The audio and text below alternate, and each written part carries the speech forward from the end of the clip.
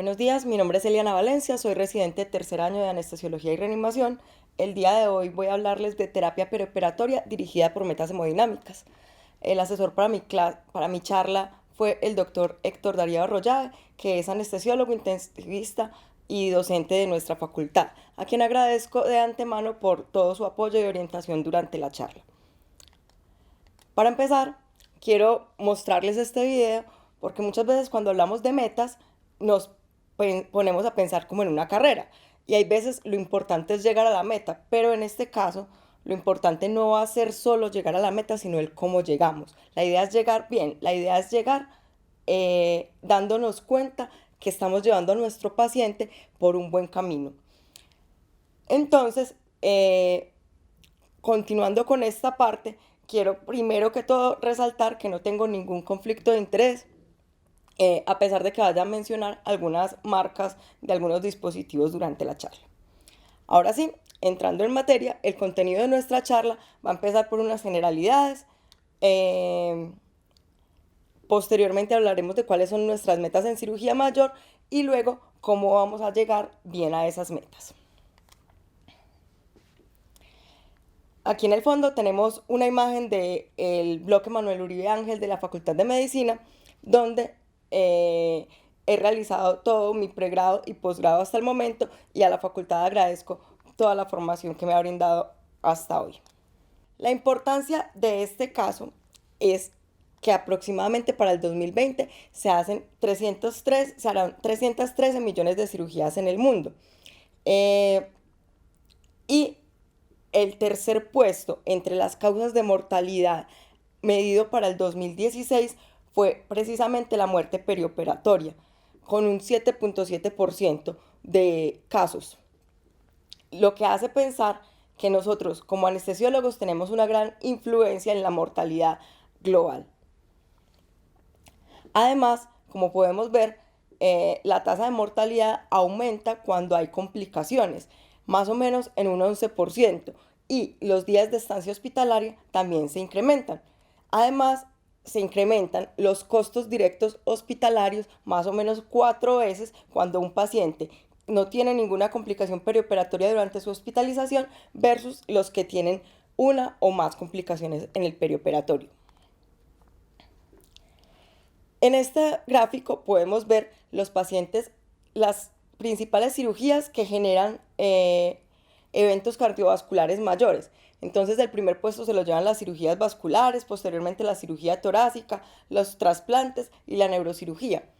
Además sabemos que la principal causa de muerte a nivel global es la enfermedad cardiovascular isquémica.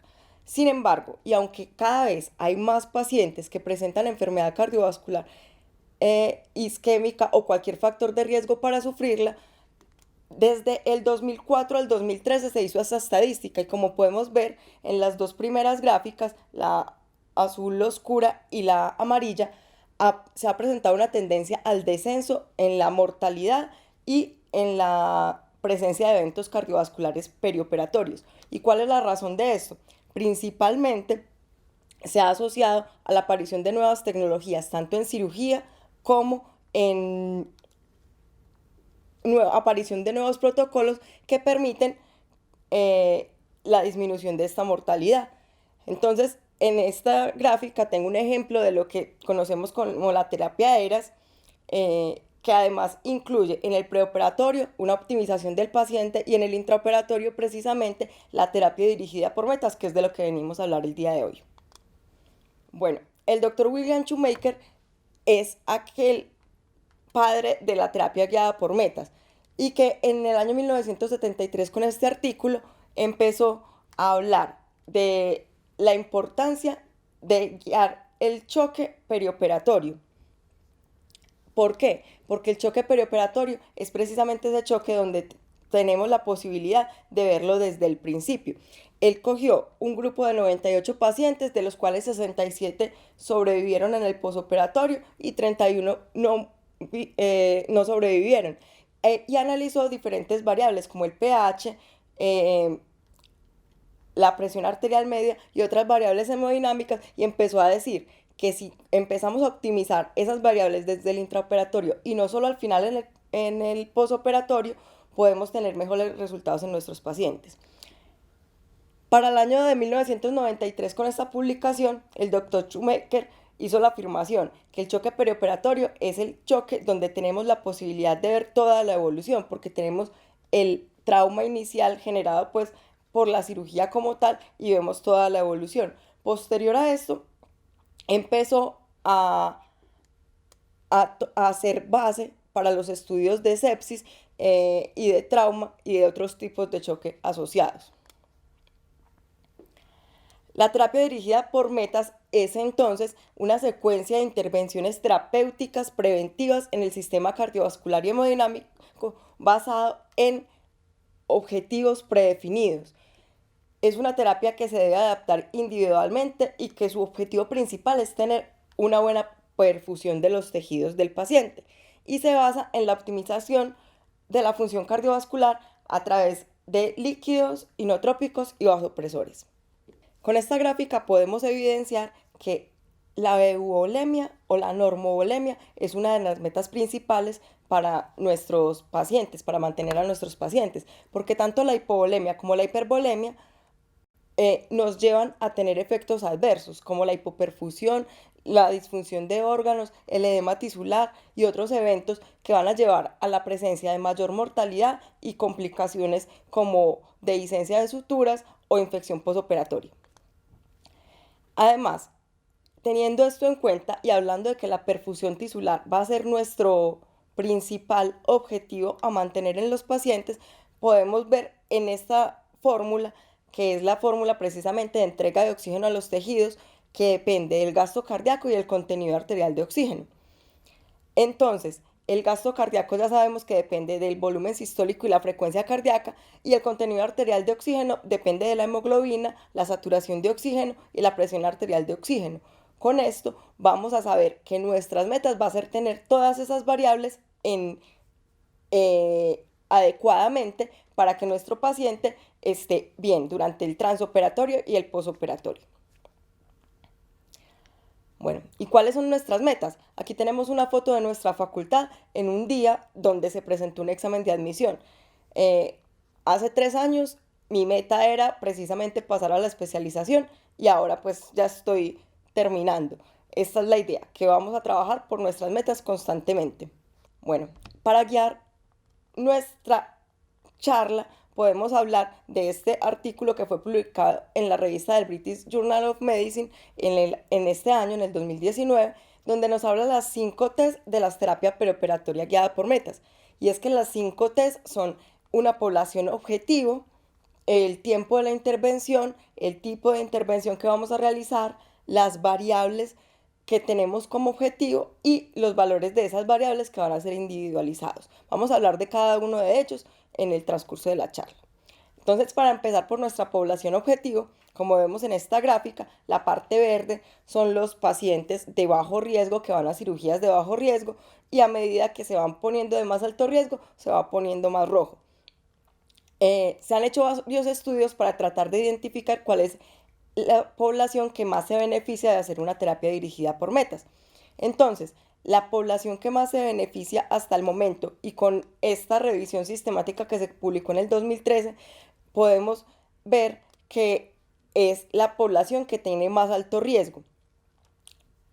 Se hizo un estudio y se separaron por subgrupos y en los subgrupos, el primer subgrupo que estudiaron fue cuál era el subgrupo de riesgo que más se beneficiaba. Entonces se evaluaron pacientes de riesgo intermedio, alto y extremadamente alto. Solo hubo relación estadísticamente significativa en los pacientes de muy alto riesgo perioperatorio, a los que más se beneficiaron de hacer una terapia dirigida por metas.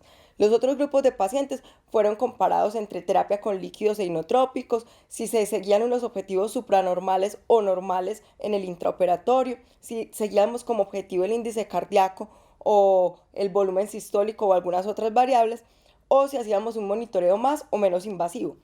Estos otros grupos no... Todos los grupos tuvieron diferencias estadísticamente significativas en la parte de complicaciones, es decir, realizar una terapia guiada por metas nos va a llevar a disminución de complicaciones, no tanto así a la disminución de la mortalidad.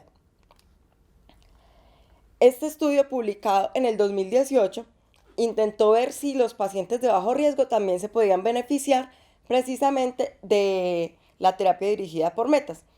Y este fue como el algoritmo que utilizaron para guiar esas metas precisamente en nuestros pacientes. Lo que pudieron determinar fue que no había una diferencia estadísticamente significativa en mortalidad, así como pasó con la otra población, pero sí en unas complicaciones importantes como falla renal aguda, SDRA, neumonía, falla cardíaca, edema pulmonar y en infecciones de sitio operatorio. Entonces, en todos los pacientes, no solo en los de alto riesgo, sino también en los de bajo riesgo, la terapia dirigida por metas ha demostrado disminuir las complicaciones perioperatorias. Nuestra segunda T es el tiempo de la intervención. Y como podemos ver claramente en esta gráfica, le va mejor a los pacientes que tenemos en metas durante todos los periodos del perioperatorio, es decir, desde antes de cirugía, durante la cirugía y en el posoperatorio, que en aquellos en los que solo estamos esperando tenerlos al final con unas cifras, por decirlo así, maquilladas, con un pH bonito o con una presión arterial adecuada para entregarlo en la unidad de cuidados intensivos. Lo que queremos es que todo el rato estén bien para disminuir todas las complicaciones.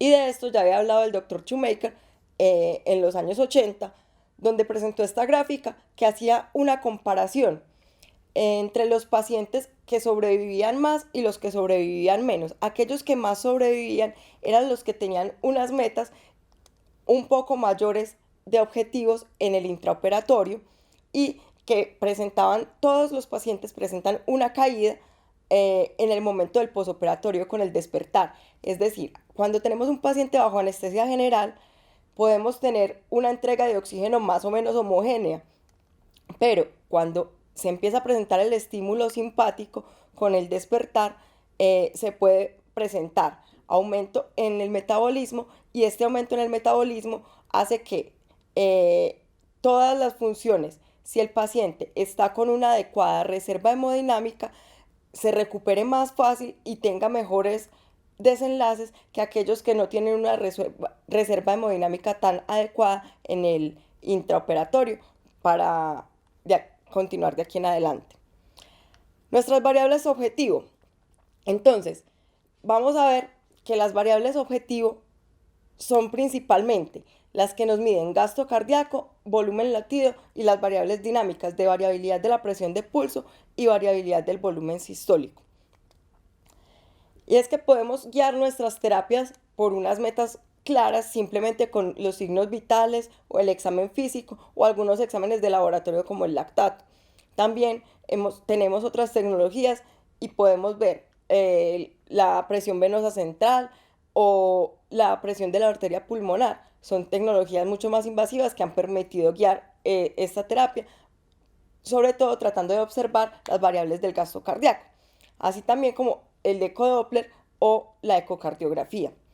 Sin embargo, cuando hablamos de terapia dirigida por metas, la clave principal en este momento y de lo que más nos habla la literatura es de las terapias mínimamente invasivas, donde podemos analizar algunos datos del gasto cardíaco sin necesariamente tener que caracterizar la arteria pulmonar.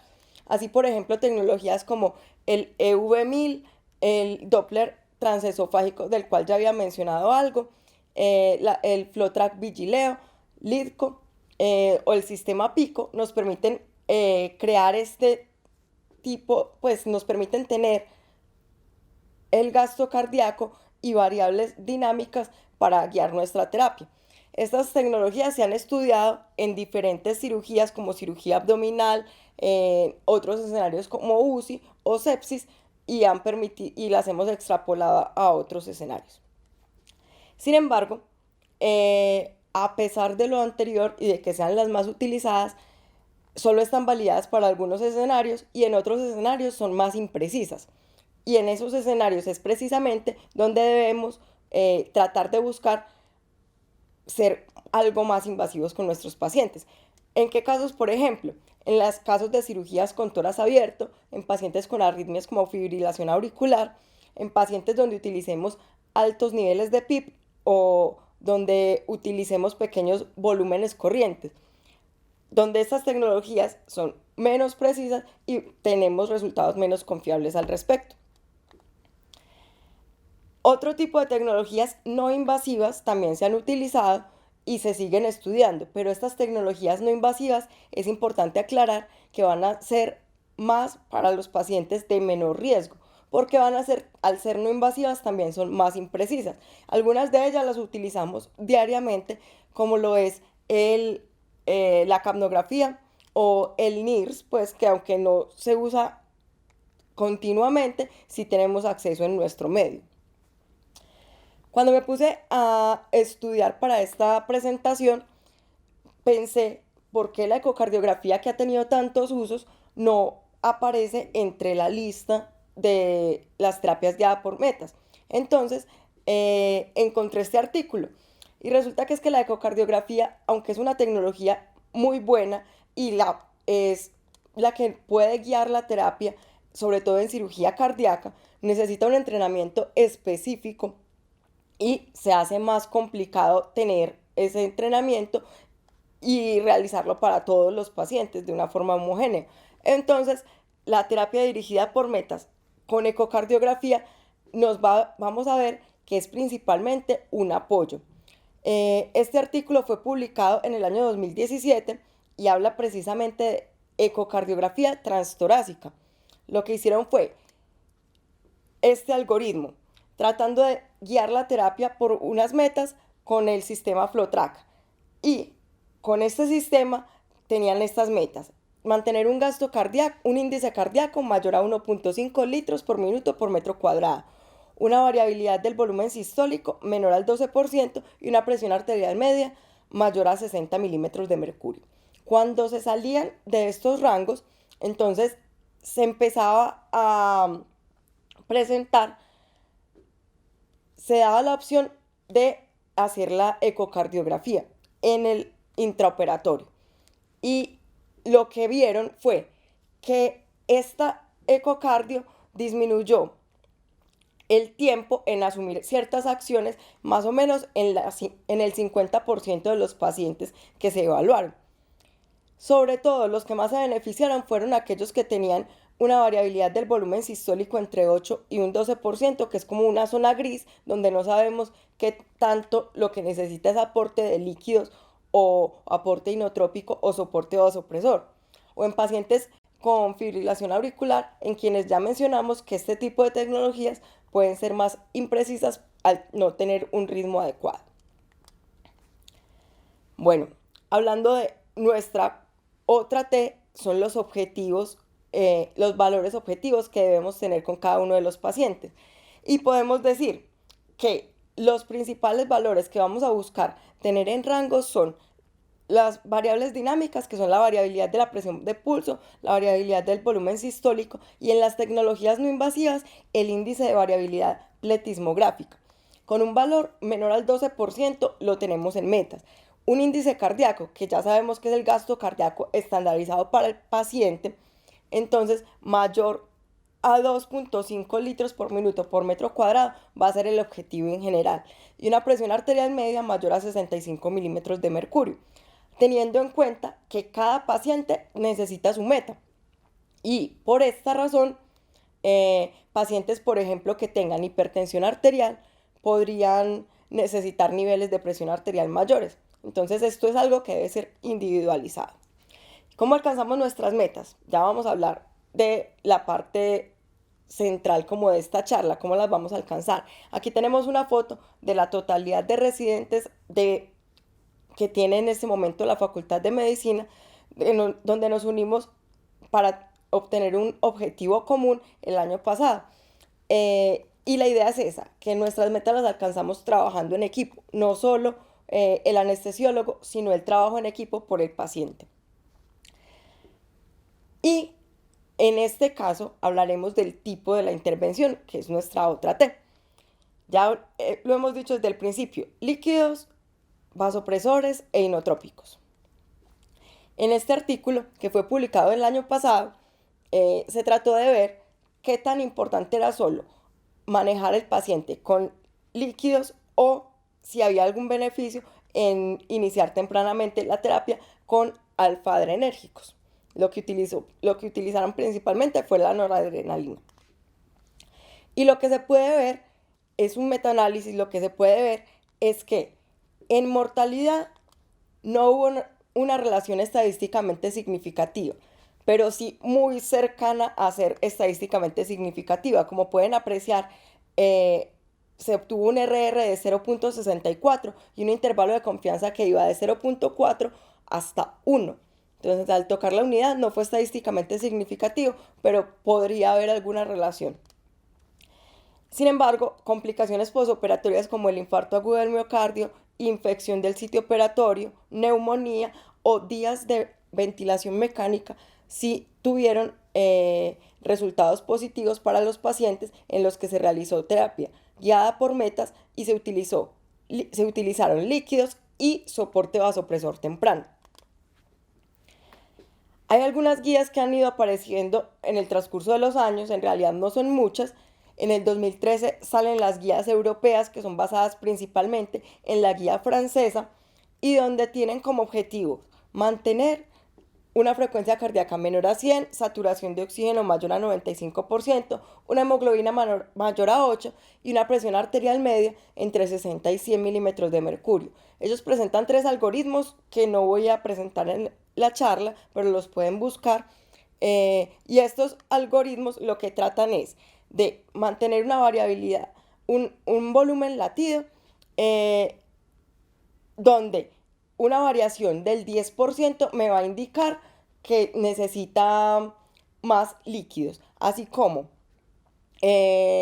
los pacientes respondedores a líquidos también son aquellos que tienen variabilidad del volumen sistólico o variabilidad de la presión de pulso menor a un 12% y estudiaron y pusieron un algoritmo además donde analizan el índice de entrega de oxígeno para tratar de mantenerlo mayor a 600 mililitros por minuto por metro cuadrado.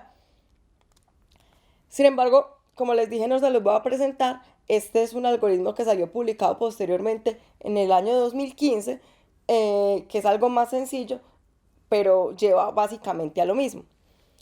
¿De qué se trata? De hacer unas mediciones iniciales de la variabilidad de la presión de pulso. Aquí tomaban un valor menor al 10%, como aquellos que iban a ser respondedores a líquidos, y determinar inicialmente un gasto cardíaco óptimo para cada paciente. Si se tenía el gasto cardíaco mayor a 2.5 litros por minuto, si no era mayor a 2.5 por minuto, se iniciaba soporte con inotrópicos. Y si la presión arterial media es menor a 65 milímetros de mercurio, daban la indicación para iniciar soporte vasopresor. En la parte B del algoritmo es básicamente lo mismo, solo que es claro en decir que cada 15 minutos se hace una reevaluación de todas esas variables para definir si hay necesidad de aporte de más líquidos y soporte inotrópico o vasopresor. Este es otro artículo que se publicó en el año 2015 también y del cual quiero destacar principalmente la siguiente gráfica. En esta gráfica lo que vemos es que las tecnologías que debemos utilizar para los pacientes que tengan menor o mayor riesgo son diferentes. Entonces, básicamente, tecnologías no invasivas como la pulsoximetría o la capnografía las utilizaremos en todos los pacientes, pero que estos pacientes, si vamos a guiar las terapias por metas, si tienen un bajo riesgo, podrían favorecerse de manejo no invasivo como pletismografía, como el índice de variabilidad pletismográfica, o un poco más invasivas como aquellas que utilizan un catéter arterial, una línea arterial, y que nos permiten medir la variabilidad de la presión de pulso, como son las tecnologías PICO, LIDCO o el Vigileo. Mientras que los que tengan más riesgo o sean sometidos a cirugías de mayor riesgo van a beneficiarse inclusive del uso de un catéter de arteria pulmonar.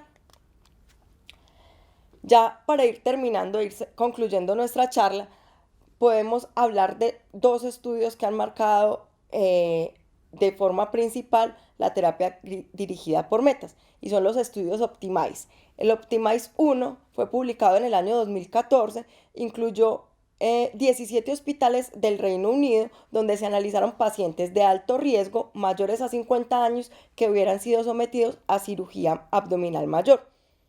El objetivo de este estudio era principalmente encontrar disminución en la mortalidad y complicaciones. Era un desenlace combinado. ¿Cómo se llevó a cabo el estudio? Estas eran las cosas generales que debían verificarse. Tanto los pacientes del grupo de intervención como los del grupo control debían tener una infusión de dextrosa, transfundirse para mantener hemoglobinas mayores a 8 y ajustar el riesgo, saber que todos los clínicos, es decir, los anestesiólogos, debían estar sensibilizados que tanto la hipovolemia como la hipervolemia iban a generar trauma o complicaciones mayores. Los objetivos basales eran presión arterial media entre 60 y 100, saturación de oxígeno mayor a 94% y una temperatura mayor a 37 grados centígrados.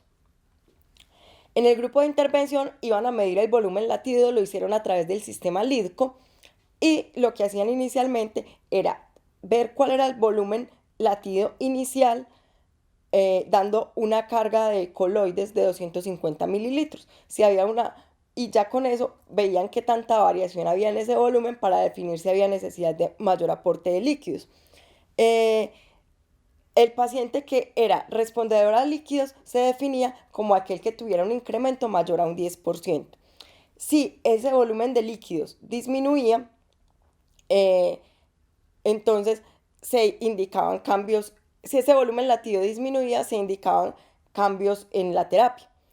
Y en el volumen latido que fuera persistentemente alta, se sugería que había una pérdida adicional de volumen.